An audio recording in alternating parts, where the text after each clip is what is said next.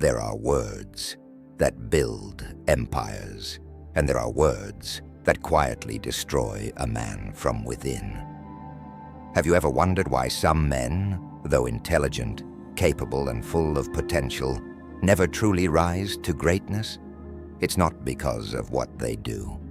It's because of what they say, often without even realizing the damage those words carry. Type this in the comments if it resonates with you. My words shape my reality. Before we go deeper, take a moment to like this video, not as a favor, but as a commitment to mastering yourself. Because today we're peeling back the curtain on the unspoken language of power, the silent code of Stoic men who understand that speech is sacred and that certain phrases are forbidden to those who walk the path of inner mastery. This isn't just another video about self-help cliches or surface-level motivation. What you're about to discover are 7 things an intelligent man never says. Not because he's pretending, but because he knows the weight words carry. Each of these phrases, when spoken, reveals a crack in character, a misalignment with truth, a disturbance in the soul. The Stoics weren't loud. They weren't charming in the way the world wants you to be. But their words, when spoken, echoed through centuries. Stay with me, because in the next few minutes you won't just learn what not to say. You'll begin to feel the ancient force behind silence, intention, and the mastery of the tongue. You may never speak the same way again. Shall we begin? In the dusty chambers of ancient Rome, where marble columns cast long shadows over silent courtyards, a man once sat with a stylus in hand, writing by lamplight. His name was Epictetus, a slave turned sage. He had no wealth, no title, no army, but he possessed one weapon mightier than any sword, the ability to govern his speech with the precision of a master. He taught that the tongue is not just a tool for communication. It is a mirror of the soul. What a man says reveals what he fears, what he worships, and what he does not yet understand. And so, the Stoics trained themselves not only to control their thoughts, but to master their words, because to speak is to cast a spell, one that shapes your destiny, whether you know it or not. Seneca, a man of immense intellect and political power, warned that careless words often precede a careless life. And Marcus Aurelius, emperor of the known world, kept a journal not of battles, but of inner warfare, where each sentence was crafted like a blade, sharpened by reason and silence. These men understood something our modern age has forgotten. To speak with discipline is to live with discipline. This wisdom was never meant for the masses. It was whispered from mentor to student, guarded like sacred fire. And yet, over the centuries, it was diluted, reduced to slogans and empty affirmations. In the noise of modern life, the sacred art of measured speech was lost. But now, it returns. In a world obsessed with being heard, the Stoic chooses instead to understand. In an age addicted to validation, he finds peace in silence. What he refuses to say reveals more power than what most shout from rooftops. So when we speak of the 7 things an intelligent man never says, we're not talking about etiquette. We're talking about spiritual discipline, a form of quiet warfare, the internal alchemy of the soul that transforms chaotic thought into crystal clarity. This is not about sounding smart. This is about being untouchable. The first thing an intelligent man never says is, "That's just who I am." It sounds harmless, almost defiant, but beneath those 5 words lies the silent death of growth. A man who declares himself unchangeable has surrendered to his lesser self. The Stoics called this prohairesis, the power of choice, of inner transformation. When you say, "That's just who I am," you abandon that power. You cement your flaws into identity, and you lock the door to evolution. An intelligent man knows he is not stone, he is fire, ever-changing, ever-shaping, capable of reducing weakness to ash. The second phrase he never says, "It's not my fault." To the untrained ear, this sounds like self-defense. But to the wise, it's a betrayal of sovereignty. Stoicism teaches that we cannot control the external, but we are absolute rulers of our response. By deflecting blame, you place your fate in someone else's hands. You become a passenger in your own life. But the Stoic chooses the harder path. Radical ownership. Even when the world burns around him, he asks, "What is mine to govern?" And the third, "I can't help it." This is the cry of the untrained spirit, the man who claims no control over his anger, his desire, his distractions, is like a captain asleep at the helm. The sea of life will throw waves, storms, and tempests, but the wise man ties himself to the mast of discipline. He feels the emotion, but he is not ruled by it. Marcus Aurelius said, "You have power over your mind, not outside events. Realize this and you will find strength." The fourth thing he avoids, "What's the point?" It's not a question, it's a surrender. When these words are spoken, the soul has already begun to decay. The Stoic believes deeply in telos, a purpose, a divine order. Even when the path is unclear, the intelligent man trusts in the unfolding. He does not demand certainty. He does not mock meaning. He walks forward with eyes wide open, knowing that purpose is not found. It is forged. Notice how each of these phrases is not just speech, but a spell, a curse wrapped in language. And the man who speaks them is not weak in intelligence, but in awareness. He has brilliance but no anchor. So the intelligent man, truly intelligent, doesn't just think before he speaks. He feels the weight of every word, like a priest holding sacred relics. He knows that to speak is to manifest, and what he manifests begins with what he refuses to say. The fifth thing an intelligent man never says is this: "They made me feel this way." To utter these words is to hand your emotional sovereignty to another. It is to place the sacred workings of your inner world into the hands of the undisciplined.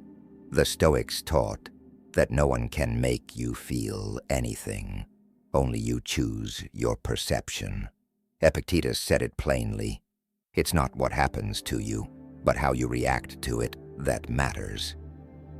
When a man blames others for his emotional state, he forgets that emotions are visitors, not rulers. A true Stoic does not suppress them. He observes them, studies them, learns their rhythm and their language, and then chooses how to respond with clarity and command. The wise do not react, they respond. Now the sixth phrase, "I deserve better." This one is tricky. It wears the mask of self-worth, but behind it lies entitlement. The Stoics never spoke of what they deserved. They spoke of what is. To demand more from the world than what is given is to live in friction with reality, and suffering always grows in that space. Seneca warned, "Expecting is the greatest source of sorrow." The intelligent man doesn't expect fairness. He cultivates resilience. He doesn't plead with fate. He aligns with it. He earns. He endures. And when injustice comes, as it inevitably will, he lets it pass through him like wind through the leaves, unshaken, unbound. And finally, the seventh phrase, an intelligent man never says, "I already know," because that is the moment his wisdom stops growing. The ancient sages knew that true intelligence is humble. The man who says, "I already know," stops listening, stops learning. He mistakes memory for mastery and familiarity for truth. But the Stoic keeps a beginner's mind, even in his highest mastery. He approaches each moment, each conversation, each challenge, with the sacred curiosity of one who seeks to understand, not to conquer. There is an ancient proverb, "The cup that is full cannot receive the wine." So the intelligent man empties himself again and again. He knows that real wisdom is never loud, never final, never satisfied. It is a flame that feeds on humility, and perhaps that is the greatest secret of all. The most powerful man is not the one who always knows what to say. It's the one who knows what not to say. Now that you've seen the 7 silent destroyers, these phrases that intelligent men never utter, the question becomes, how do we unlearn them? How do we reshape our language so it reflects the strength of a Stoic mind rather than the chaos of a reactive world? It begins in the quiet, before the mouth opens, before the words spill. In Stoic practice, there is a sacred discipline called premeditatio verborum, the premeditation of speech. Before engaging in conversation, before responding in conflict, the Stoic pauses. He breathes. He listens, not to respond, but to understand. This small moment, this breath, is the birthplace of mastery. Try this for the next 24 hours. Speak 10% less. Cut out the unnecessary. Watch your words as a hawk watches prey. Each time you're about to say, "It's not my fault," or "What's the point?" Pause, feel the urge, observe it, but do not obey it. In that moment, you are not silencing yourself. You are forging yourself. Second, create a sacred journal, not one filled with goals and plans, but a record of words. At the end of each day, write down phrases you regret saying. Be honest, no judgment. Over time, you'll begin to see patterns, your triggers, your fears, your mental scripts. This journal becomes your sacred mirror, revealing not just what you said, but who you are becoming. And third, practice intentional speech. Before speaking, ask yourself 3 questions. Is it true? Is it necessary? Is it aligned with who I aspire to be? If the answer to any of these is no, remain silent. Let the silence speak for you. There is power in restraint and wisdom in brevity. The man who chooses not to speak in anger, in fear, in pride, he becomes magnetic. People feel his presence because it is rare, and rarity is power. Some may say this is too much, too extreme, but mastery is never found in the middle ground. The Stoics didn't aim to be liked. They aimed to be free. And if you want that same freedom, the unshakable peace, the unbreakable mind, it begins with your words. Start small, but be relentless. Your tongue can either build the temple of your life or burn it to the ground, and every word is a brick. So now you know. The 7 phrases an intelligent man never says are not just idle words to avoid. They are thresholds. Each one marks the boundary between reaction and reflection, weakness and wisdom, chaos and command. Let's look again, not just at the words, but at the energy behind them. That's just who I am. Stagnation. It's not my fault. Denial. I can't help it. Surrender. What's the point? Despair. They made me feel this way. Powerlessness. I deserve better. Entitlement. I already know. Arrogance. Now ask yourself, which of these still live in me? Which ones do I protect, justify, or hide behind? Because here's the deeper truth. The most dangerous phrases in a man's life are not shouted. They are whispered in his own mind. And if left unchallenged, they build a prison more unbreakable than any iron bars. But you are not that man. You are here Now, not just listening, but awakening, feeling the ancient weight of these teachings settle into your bones. You understand that intelligence is not how much you know, but how deeply you're willing to unlearn, how bravely you're willing to speak less and listen more. To the world, yes, but more importantly, to yourself. A Stoic man is not cold. He is precise. He is not silent out of fear, but out of reverence, because he knows that each word carries the power to either bind him to fate or liberate him into destiny. So as you walk back into your day, remember, you are not here to win arguments. You are not here to be understood by all. You are here to understand yourself, and to speak only when your words serve something higher than ego. And now, I leave you with a question, one I hope echoes in your mind long after this video ends. If every word you spoke became law in your life, what kind of world would you be living in? Sit with that.